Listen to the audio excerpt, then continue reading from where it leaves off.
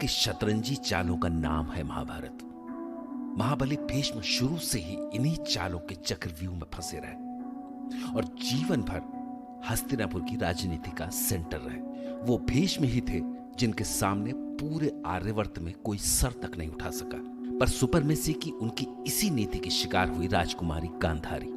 दरअसल गांधार राज्य की इस बेटी के बारे में उन्होंने इतना कुछ सुना था कि उन्हें लगा कि गांधारी ही कुरुवंश को योग्य उत्तराधिकारी दे सकती है। तो उन्होंने अपने अमात्य के हाथों धृतराष्ट्र के विवाह का प्रस्ताव भेजा। इस प्रस्ताव पर गांधार राज तो चुप रहे, पर उनका बेटा और गांधारी का भाई शकुनी बोल पड़ा। मैं युवराज शकुनी महाबली भीष्म के प्रस्ताव का सम्मान करता हूं अमात्य।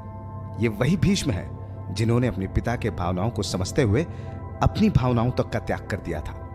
पर आश्चर्य है कि आज वही भीष्म आज अपने अंधे पुत्र के लिए गांधारी जैसी कन्या का हाथ मांग रहे हैं। आप महाप्रतापी भीष्म पर संदेह करके भूल कर रहे हैं युवराज शकुनी। नहीं नहीं अमात्य, मैंने संदेह महाबली भीष्म पर नहीं, विवाह के प्रस्ताव पर किया है।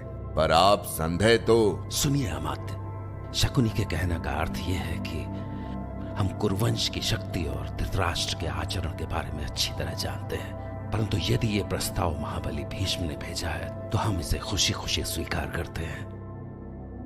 भले ही गांधार राज सुबल ने भीष्म के भय से यह प्रस्ताव स्वीकार कर लिया था, पर शकुनी ने नहीं।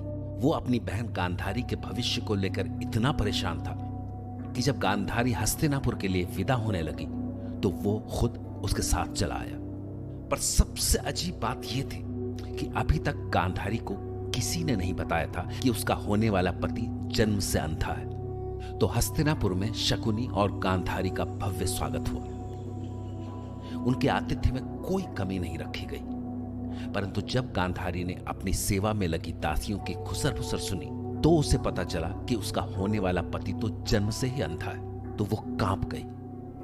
दुर्भाग्य, मेरे भाग्य का दोष है बस, इसके सिवा कुछ नहीं। मुझे एकांत चाहिए, एकांत। क्षमा करें महारानी, मुझे स्वयं महाबली भीष्म ने आपकी सेवा में लगाया है, तो मैं नहीं जा सकती। ठीक है, मेरे लिए कपड़े की पट्टी लेकर आओ। आदेश का पालन हो, शीघ्र। जी जी। तो दासी भागती हुई गई और कुछ ही देर में कपड़े की एक पट्टी लेकर वापस आ गई, जिसे गांधारी ने अपनी आंखों में बांध लिया। पर यह खबर महल में आग की तरह फैल गई और खबर पाकर सबसे पहले उसका भाई शकुनी उसके पास पहुंचा। क्या हुआ बहन, तुम्हारी आंखों पर ये पट्टी? मुझसे कुछ भी पूछने से पहले स्वयं से पूछो कि तुमने मेरे साथ ये छल क्यों किया। महाबली भीष्म की तरह तुमने भी छल किया है मेरे साथ। मुझे पिताश्री ने विवश कर दिया था बहन।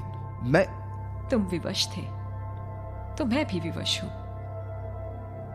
जिस स्त्री का पति नेत्रहीन हो उसे यह संसार देखने का कोई अधिकार नहीं।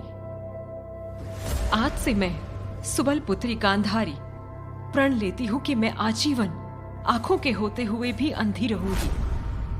गांधारी की यह घोषणा भीष्म के कानों में पड़ी तो वो भागते हुए शकुनी के पास पहुंचे। आपका कुल धन्य है युवराज शकुनी। मैंने जितना सुना था उससे अधिक संस्कारी है गांधारी। आपके कुल से संबंध बनाकर कुरुवंश धन्य है युवराज। कौन धन्य हुआ ये तो आने वाला समय बताएगा महाबली भीष्म। आंखें होते हुए भी अपनी बहन को अंधी देखकर मेरे आंखों से आंसू नहीं खून निकला है। अब शांत क्यों हो गए युवराज? क्या आपको अपनी बहन को कुरुकुल की कुरुवधु के रूप में देखकर सुखद नहीं लगा? बहुत सुखद लगा, और भविष्य और भी सुखद होगा महाबली। और कुरुकुल के उस सुखद भविष्य को देखने के लिए मैं अब गांधार छोड़कर यहीं रहना चाहता हूं। उत्तम युवराज, अति उत्तम। आपके यहां होने से हस्तिनापुर और शक्तिशाली होगा। अवश्य महाबली भीष्म, अवश्य। अवश्य। दरअसल शकुनी की हंसी में एक रहस्य था। रहस्य ये कि अब वो यहां अपनी बहन के साथ हुए अन्याय का बदला लेने के लिए हस्तिनापुर को अपना अखाड़ा बनाने का फैसला कर चुका था, और यहीं से पड़े महाभारत के बीज।